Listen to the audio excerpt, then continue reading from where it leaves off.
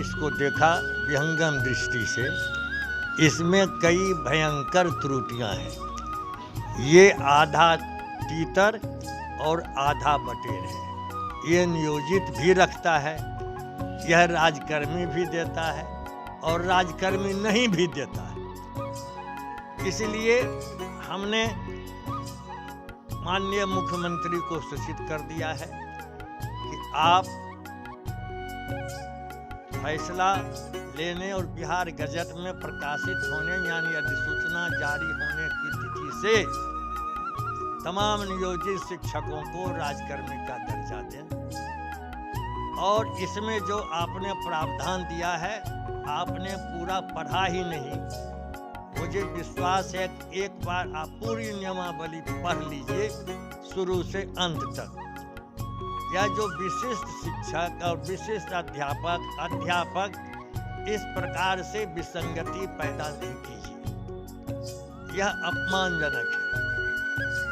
जो शिक्षक 20 साल 16 साल 17 साल से कार्यरत हैं, उनकी वरीयता विद्यालय में जब से उनका नियोजन हुआ उसी तिथि से वरीयता का निर्धारण आपको करना होगा, यही न्यायपूर्ण होगा।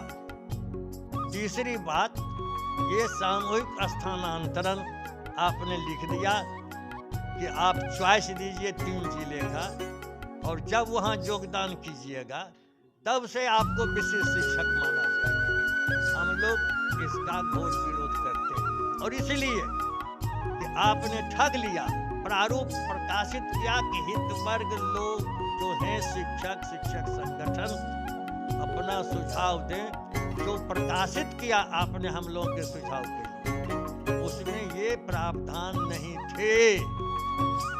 यह गैर कानूनी नियमावली आपने कैबिनेट से फैसला करवाया है। इस गैर कानूनी नियमावली को वापस करिए और फिर से आप तमाम त्रुटियों को स्थानांतरण के प्रावधान को हटाइए। वरीयता का जो भ्रामक है इसको हटा करके दीजिए। और जो सरकार का नियम है, भारत सरकार के कर्मियों का, बिहार सरकार कर्मियों का, कि 10 साल 20 साल 30 साल की प्रोन्नति का नियम, उसको स्पष्टतः अंकित कीजिए। आप न तो नियोजित का लाभ दे रहे हैं और न राजकर्मी का लाभ दे रहे हैं, न केंद्र सरकार का लाभ दे रहे हैं और न राज्य सरकार का लाभ दे रहे हैं। और आपके पदाधिकारियों के मन में ये दंड चलाने की, सजा देने की, प्रताड़ित करने की, शिक्षकों छात्र छात्राओं के साथ अमानवीय व्यवहार करने के प्रावधान हैं। जब आप सरकारी घोषित कर दीजिएगा कि अपने मन से फिर क्या नियमावली में बताएगा कि हम अनुशासनिक कार्रवाई का अलग नियम बनाएंगे, आचार संहिता का अलग नियम बनाएंगे, ये सब नहीं चलेगा। ये धोखाधड़ी है।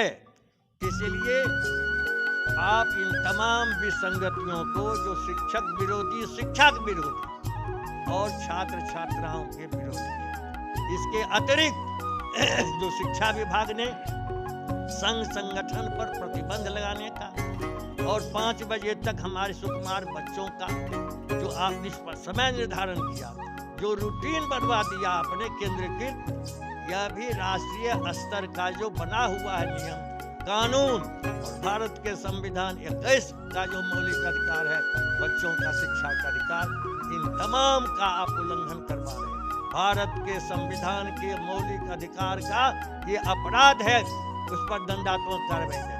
और 11 जुलाई को जो हमने शांतिपूर्ण धरना प्रदर्शन किया था, उसमें हजारों हजार शिक्षक के वेतन की कटौती, निलंबन की कार्रवाई आपको वापस करना ही पड़ेगा। और फिर चूंकि उनके दल की बैठक चल रही है, कल से दिल्ली में, परसों चलेगी, 30 को हम लोग माननीय मुख्यमंत्री से लिखित अनुरोध करने जा रहे हैं कि तमाम विसंगतियों को दूर कीजिए, नहीं तो फिर संघर्ष का रास्ता हमारा बना हुआ है, हम आपसे लड़ेंगे।